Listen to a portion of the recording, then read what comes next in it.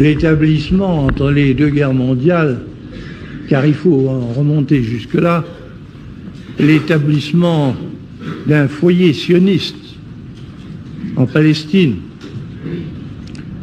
Et puis, après la Deuxième Guerre mondiale, l'établissement d'un État d'Israël soulevait à l'époque un certain nombre d'appréhensions.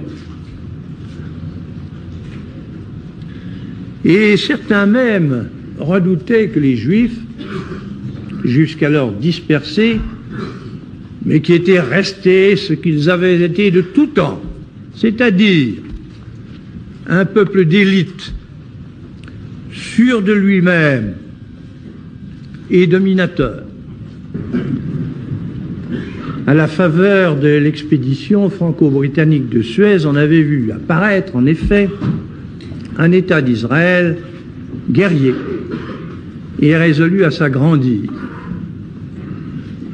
Et ensuite, l'action qu'il menait pour doubler sa population par l'immigration de nouveaux éléments donnait à penser que le territoire qu'il avait acquis ne lui suffirait pas longtemps et qu'il serait porté, pour l'agrandir, à utiliser toute occasion qui se présenterait.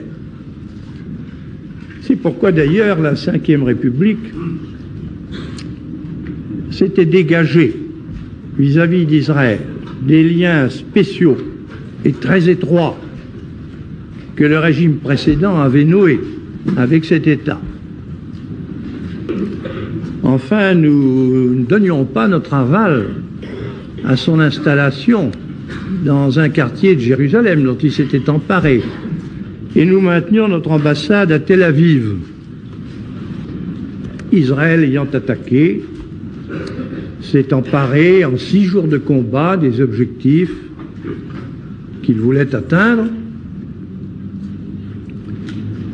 Maintenant, il organise sur les territoires qu'il a pris l'occupation qui ne peut aller sans oppression, répression, expulsion.